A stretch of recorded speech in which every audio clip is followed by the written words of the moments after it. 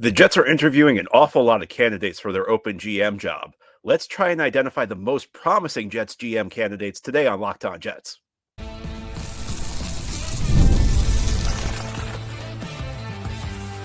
You are Locked On Jets, your daily New York Jets podcast. Part of the Locked On Podcast Network, your team every day.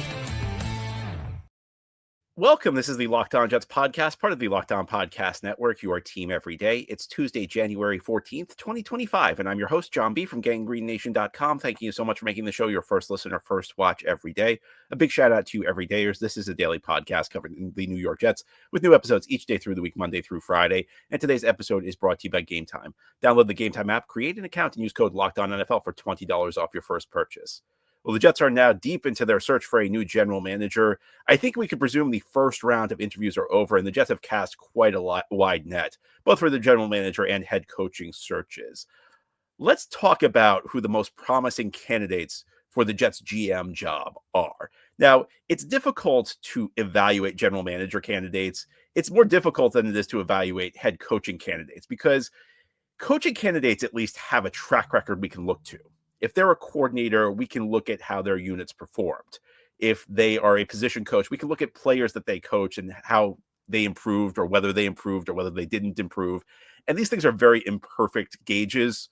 You know, they don't really tell you everything you need to know about whether somebody can handle the head coaching job, which is quite different. And in many cases, context is missing. You know, you could be the coordinator of an offense that's loaded with talent and not be a particularly great coordinator. But at least with head coaches, there's something you can point to. There's something tangible you can use to judge them. Whereas with GM candidates, these are typically people who, unless they have a track record, unless they were a general manager before, they typically were assistants in the front office. And you don't know like what moves they were behind. You don't know like whether if they were in a front office that made a lot of great moves, they may have had nothing to do with them. They may have been recommending all the wrong moves, and the guy in charge overruled them. And vice versa. You know, you might be in a bad front office. You might be the lone voice of sanity in the front office like the Jets, and then you just get completely ignored. It's very difficult to judge these candidates, but there are some traits that interest me. And I've been talking about this extensively on the podcast. I would love to get a general manager in here with a deep analytical background, somebody who really understands the way numbers go.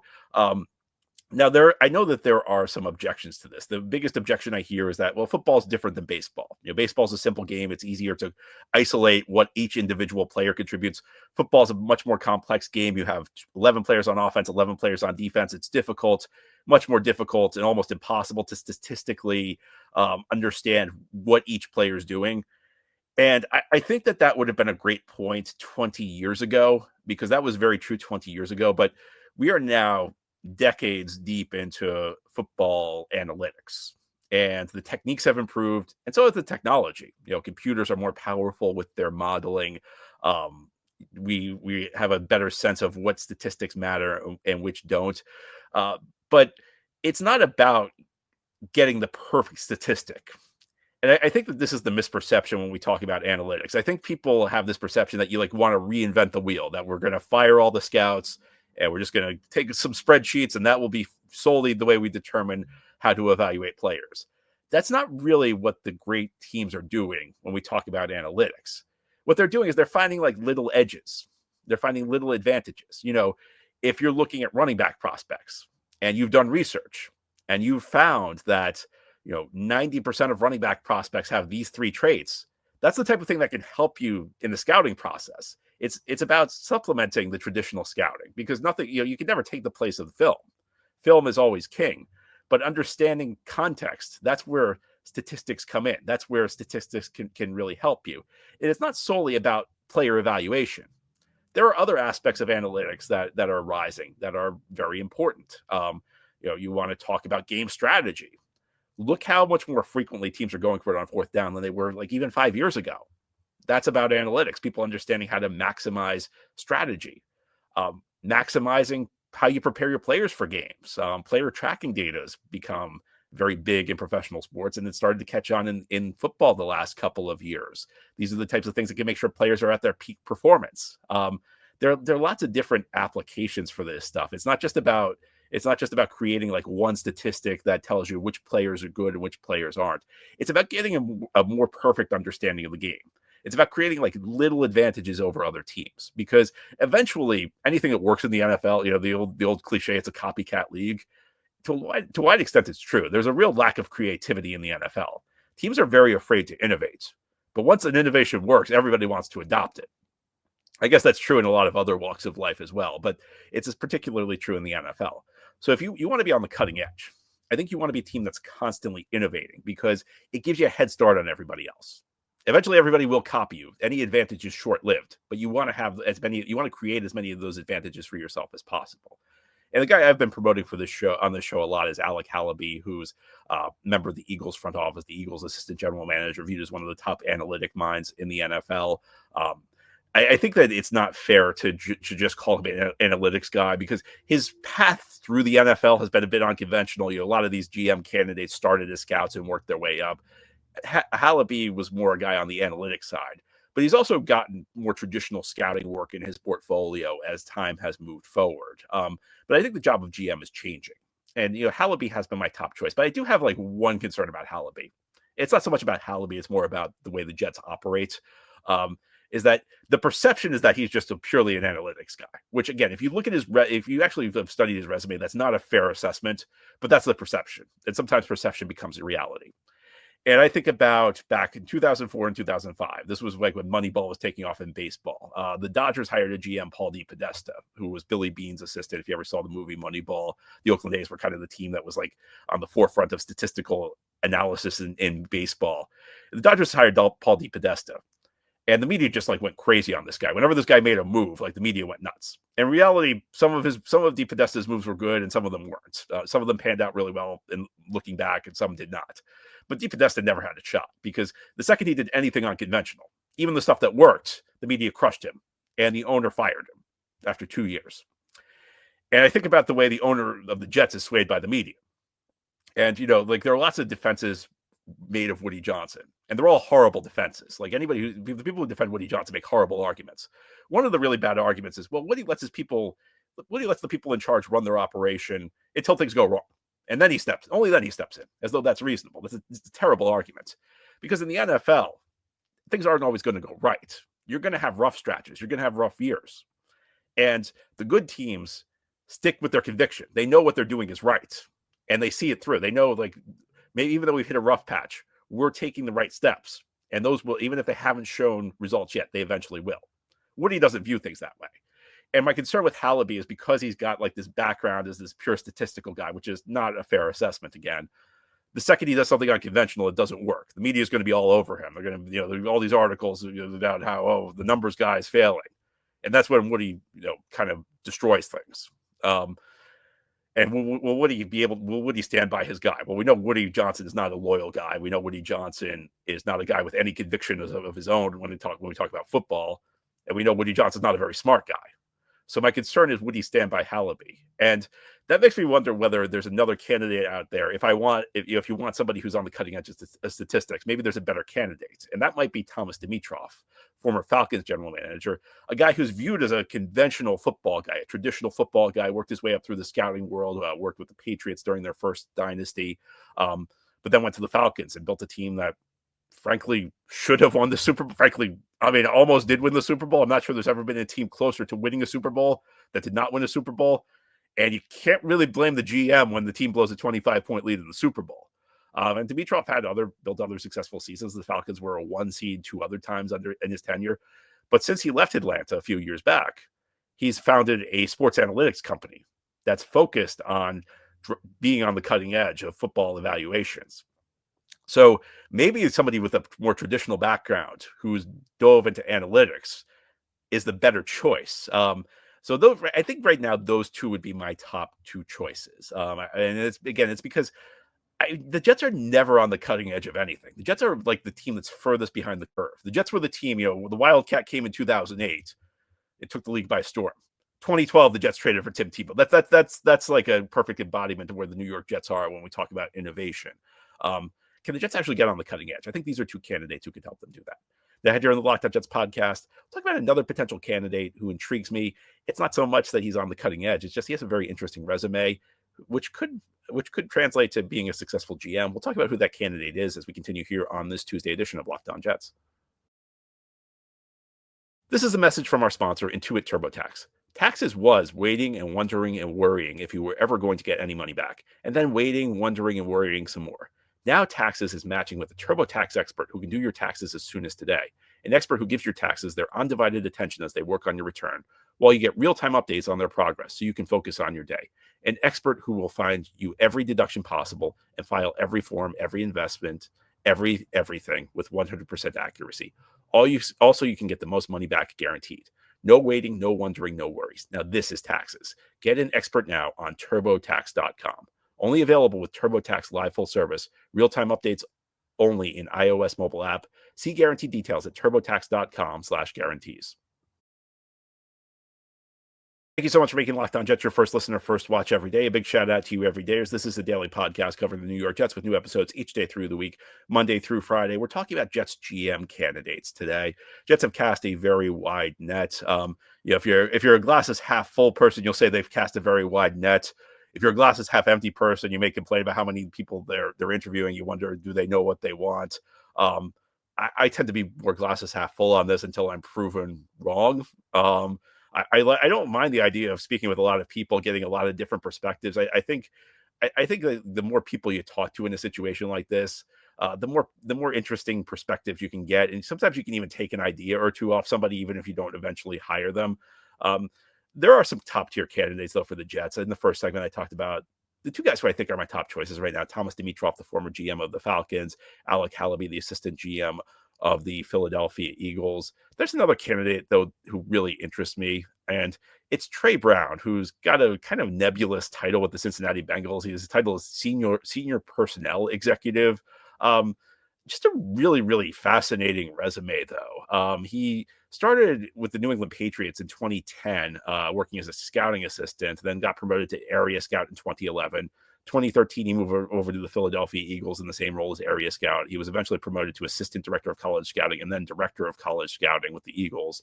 And then took a very interesting career path. He went to the Alliance of American Football League. You may remember he worked for the Birmingham team there. He kind of ran the Birmingham team in 2019. Then in 2020, he went to the XFL, another minor league, and he was the director of player personnel for the St. Louis Battlehawks. And both of those teams, Birmingham and St. Louis, were successful in their respective leagues. And then in 2021, he went to the Cincinnati Bengals. So a really fascinating resume.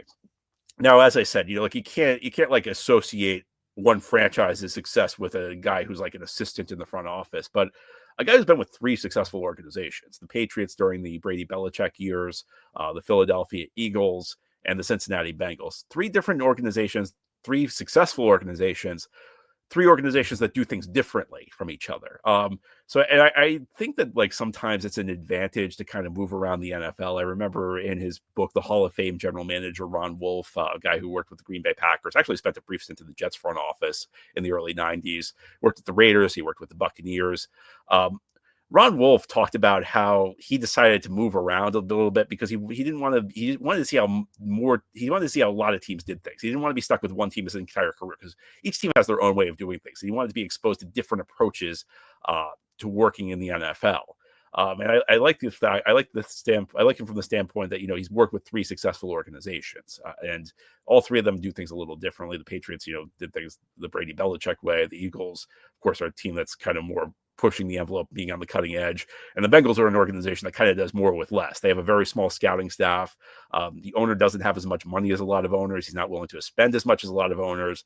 And the Bengals are always a team that just punch above their weight class. I mean, that's been true since Marvin Lewis was there. The Bengals are an outstanding scouting team. They always do well in the draft. For about 20 years, this has been an organization that's, despite limited resources, has been very, very competitive. But the other thing I like about Brown is the idea that he went down to the minor leagues, because he's been kind of the guy in charge of front offices. And, we always talk about, someone's scouting acumen as general manager, but GM's not really all that much about scouting. I mean, it's nice to have somebody who can like look at something on film and like kind of cross check what his scouts have told him, and kind of check the scouting. Somebody who knows like how to vet the scouting reports himself to see like how accurate they are. But the job of general manager is really about managing people. It's really about overseeing, first of all, hiring the right people around you, bringing in a good staff, and then implementing processes that will work, implementing, a chain of command.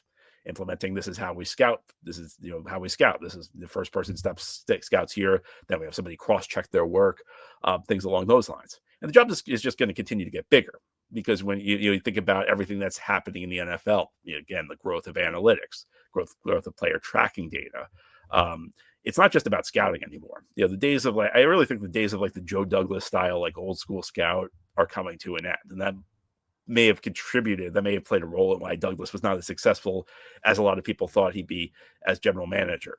And I think the fact that Brown, even if it's a minor league, even the fact that Brown has been in charge in the past of front offices, the fact he's had to supervise scouts, the fact he's had to be the one who makes the final decision, I think those are valuable traits. I remember going back to 2007, different sport, but after Joe Torre left the Yankees, Joe Torre was a great manager for the Yankees. The two candidates the Yankees had to replace him were Don Mattingly and Joe Girardi. And Mattingly was a legendary player for the Yankees, and a lot of people thought he'd get the job. The Yankees ended up going with Joe Girardi, though, and the difference was that Girardi had experience as a manager. Girardi had been a major league manager 1 year with the Florida Marlins, and the Yankees, prior to that point, had encouraged Don Mattingly to go down to the minor leagues and manage one of their minor league teams, because the perception was that the Yankees were a really tough job for a first-time manager. And the Yankees essentially told Mattingly that, you have to have experience running a team. You need to understand how to deal with player conflicts, even if it's the minor leagues. Getting that experience would be valuable. Explain to a guy who's being benched, these are traits that are valuable, even if it comes in the minor leagues. And that's kind of what I think about. That story is what I think about when I think about Trey Brown going down to the Alliance of American Football League that had financial issues and did not make it through the end of its first season. But that really has nothing to do with the quality of work Brown did and the XFL. I think there is value in having experience managing those front offices. And when you combine that with the fact he hasn't just worked in minor leagues, he's also worked in the NFL. So a guy who understands the way the NFL works. It's not like you're just pulling a guy straight out of the XFL who's been there his whole career. This is a guy who understands the way NFL front offices works, but now can apply the leadership traits he's learned in those minor leagues to running a front office. And I've always had, I respect the front offices you work for, but especially I think that Cincinnati front office is really interesting because they have the smallest scouting staff in the league. And they rely a lot on their coaches for evaluations. And, I think about these front offices these days, and look, you want to invest in your scouting department. You want a lot of resources. I don't know. You want 3 scouts like the Bengals have had for a while. But you want, sometimes I wonder, are these front offices so bloated that they become inefficient, that they become bureaucratic? And I think maybe Brown has a good sense. I think Brown would want a bigger scouting staff than Cincinnati has. But I think the Cincinnati experience shows you that it's not always just about the number of people you have in the building. It's about how people work together. It's about how you divide responsibilities, because the Bengals have done a great job. And I know a lot of it comes down to they landed the pick that got them Joe Burrow, but they made a lot of other really good picks through the years, and that it predates Joe Burrow. I've always had a lot of respect for the way that front office functions, and I think if he can bring some of the lessons he brought from Cincinnati, it could be a big benefit to a team that hires him as GM. So, even without the advanced background in analytics, Trey Brown's a guy who really interests me. Now, here on the Locked On Jets podcast, we'll talk about the rest of the candidates. I mean, once we get past these 3, there's nobody that really, really excites me. There's only one candidate who really, really worries me, but I have some concerns about a few others, and we'll talk about them as we continue here on this Tuesday edition of Locked On Jets. Today's episode of Locked On Jets is brought to you by Game Time. I love going to live events. It's the best, whether it's sports, music, theater, or comedy. The Jets were awful this year, but I still remember having a lot of fun weekend after Thanksgiving, going to the game against Seattle with my dad, even though the Jets lost. It was a very memorable day. Well, now Game Time has made it even easier to get tickets for your favorite events with their new feature, Game Time Picks. This feature filters out the fluff to show you only incredible deals on great seats, so you don't have to waste time searching through thousands of tickets. And I don't just tell you about Game Time. I use this app. I've used it a number of times. I've used it for a couple of Broadway shows. I've used it to go to a football game. I've used it for tennis. A couple of things I love about it. First of all in pricing. Sometimes you buy a ticket and then they hit you with hidden fees at the end. That doesn't happen with Game Time. You can use the all in pricing, so you know exactly what you're going to pay before you buy.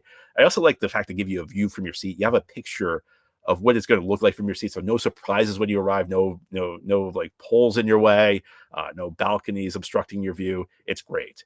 Take the guesswork out of buying tickets with Game Time. Download the Game Time app, create an account, and use code LOCKEDONNFL for $20 off your first purchase. Terms apply. Again, create an account and redeem code LOCKEDONNFL, LOCKEDONNFL, one word with no space, for $20 off. Download Game Time today. What time is it? Game time. This is the Locked On Jets podcast here on this Tuesday, talking about Jets general manager candidates. Now, as I said at the beginning of the show, some of these candidates is very difficult to judge. Are very difficult to judge because we don't really know what they've been behind. So, like the Jets interviewed over the weekend, Washington's assistant general manager Lance Newmark. Difficult to make heads or tails out of how good he'd be. Another guy, the Broncos assistant general manager Darren Mugi. Who knows whether he'd be good? It's very difficult to say. Chris Spielman, who's got a title, he's the special assistant to the president, CEO, and chairperson for the Lions, which, if that sounds like a confusing job title to you, I'm right there with you. I really don't know what Chris Spielman's done. Now, Chris Spielman had a long broadcasting career then. A few years back, he got this job in Detroit with a very nebulous job title. And, this is one of those things that worries me because, there's the old expression, everybody wants to take credit for victories. It's very easy to look at Spielman and look at the way Detroit's improved over the last couple of years and see, well, he was the special assistant to the CEO. What does that mean, though? Does that mean he was involved in anything that they were doing?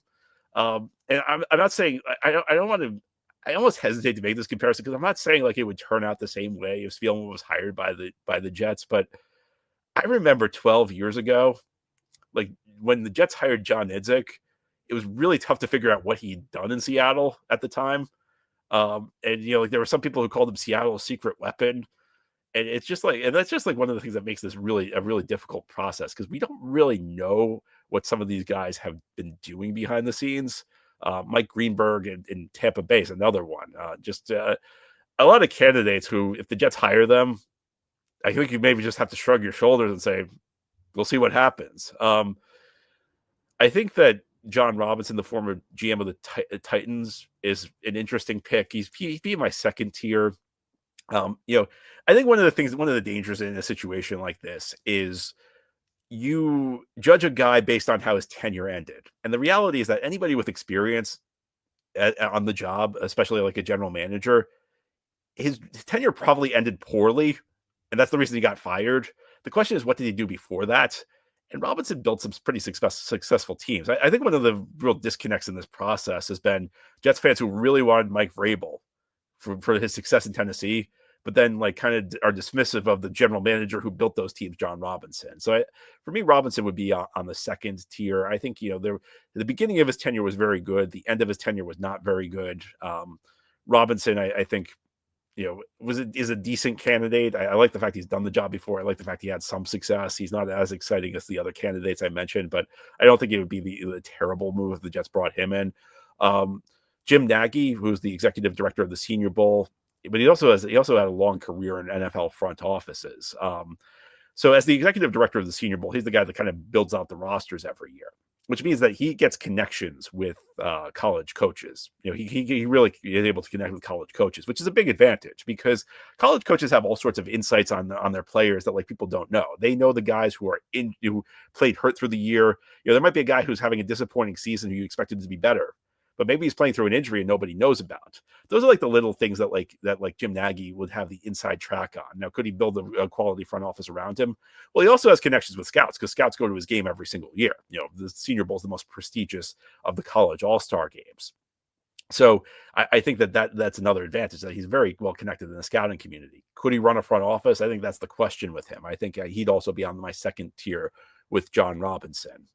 Mike Borgonzi, he's the Chiefs assistant general manager. Kansas City's been a very successful organization. My concern with Borgonzi is that, kind of going back to something I said a little bit earlier, is that he spent almost his entire career with the Chiefs. And we only see one way of doing things. And when that one way of doing things happens with stable owners, I don't know how well it's going to apply with the Jets. How would he be able to manage Woody Johnson? It's one thing to be able to do things in Kansas City, which is kind of a dream scenario right now, where everything goes right for you. Would you be able to handle, the New York Jets? How would you be able to handle adversity well? Would you be able to handle adversity in this market with this owner? Those are concerns of mine. I think that, his resume is one that's, makes sense for a general manager hire. I can't say it would be a terrible move, but I would have some concerns over it. You want to talk to Louis Riddick of ESPN? He'd probably be in my second tier. I think that, a guy who worked in NFL front offices, was kind of like on track to becoming a GM. Now has worked in media for the last several years. I've liked his thoughts. I've liked how critical he's been of the ownership of the Jets. I think part of the GM job would require anybody who comes in to have an idea of what the Jets have been doing wrong and how to fix it. That goes to ownership. So I think Riddick would be somewhat of an interesting candidate. He wouldn't be in my top tier, though. I think he'd be in my second tier. And then the last guy is Ryan Grigson, who I've talked about the last couple of days because there's been a lot of buzz growing around him. There's really no defense of the job he did in Indianapolis. I mean, he's pretty much the thing that like every general manager wants is a young franchise quarterback. And Grigson didn't just get a young franchise quarterback. He got Andrew Luck, who was the top quarterback prospect of the 21st century and was every bit as good as advertised. It's like Trevor Lawrence was probably the second best at the time he was drafted. He was the second best quarterback prospect of the 21st century. And Trevor Lawrence is a decent player, but he really hasn't lived up to all the hype. Andrew Luck lived up to the hype. Andrew Luck had the Colts in the playoffs year one. He had them in the AFC Championship game year 3. And Grigson just built a horrible team around him. I mean, Grigson made a few good draft picks. He drafted T.Y. Hilton the same year he drafted Luck. He drafted Ryan Kelly, really good center. Outside of that, I mean, there was barely any good draft picks. It was a horrific job. Terrible free agent signings. The guy's one of the worst GMs in the league. It was a long time ago. I think that if the Jets hire him, we can learn what he's learned. We can figure out, he may have grown since that time. He's had a long time to reflect. He's now working with Minnesota, which, despite what happened last night, is a very successful organization. Vikings are one of the more forward-thinking front offices, in my view. So, look, there's a chance he's learned. I would greet that hire with skepticism, though. And I think, with Grigson, he would need to prove that he's learned. He would need to show us that he's learned.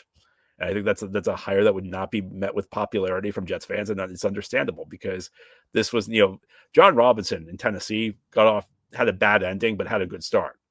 Grigson was a disaster in Indianapolis, and that's the one I'd really have reservations about. And look, I'm not saying it'd be 100% a terrible move. I'd be willing to, figure out what he's learned, but he better have learned a lot because that tenure was brutal. Anyway, that's all for today's episode. This has been the Locked On Jets podcast, part of the Locked On Podcast Network. Your team every day is our motto. As always, if you enjoy the show, hit the subscribe button where you're watching or listening so that you'll never miss an episode. If you enjoy the show and are listening on a podcast for us, please give it a 5-star review. And if you're watching on YouTube and enjoy the show, give this episode a big thumbs up. Helps us out, helps other Jets fans find the podcast. Enjoy your Tuesday, everybody, and please send in your mailbag questions. We'll try and do a weekly mailbag together unless the Jets hire somebody and we have to talk about that. But unless the Jets hire somebody, we'll try and do our mailbag tomorrow. So please send in your questions. Can't wait to answer them.